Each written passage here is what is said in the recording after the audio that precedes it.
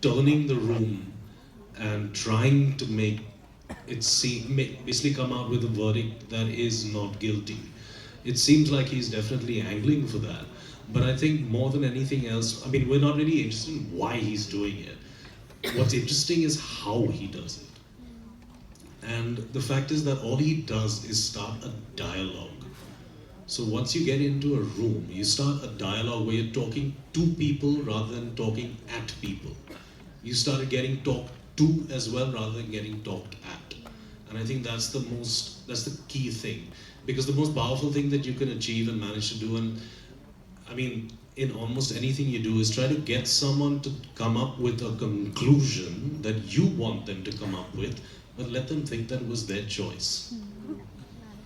You know what I mean? It's about really making them believe that, oh, I came up with this on my own. But the fact is that you steered them in a certain way to come to that conclusion, but you are in charge of that. And at that point, you're really master of that room.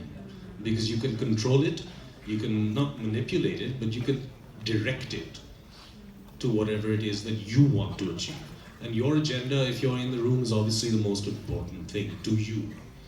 But as is evidenced by other people in this, at some point you have to be able to give that up as well and look at the larger picture and say that, hey, someone else coming up with an argument that has more merit than I do, and possibly has a larger reason to be the correct answer than mine was. So always be flexible to admit that someone else has a better idea, yeah, and to then support that fully.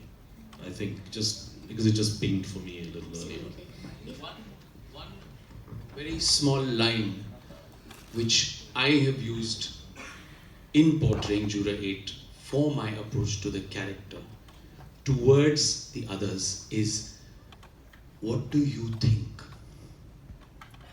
That is the key line for a group discussion. To actually put forth this, so make the other person not feel comfortable, important, whatever terminology. What do you think to draw out that person? That is the first approach, which is what I have used in my head for Juror 8. What I'm trying to say is that when somebody is speaking or he's trying to get at a particular argument and you break his thought process by interrupting, then there's that slight error. For me, that was a moment, because he felt he was getting somewhere with this argument that he was going to put forth. It's as simple as that.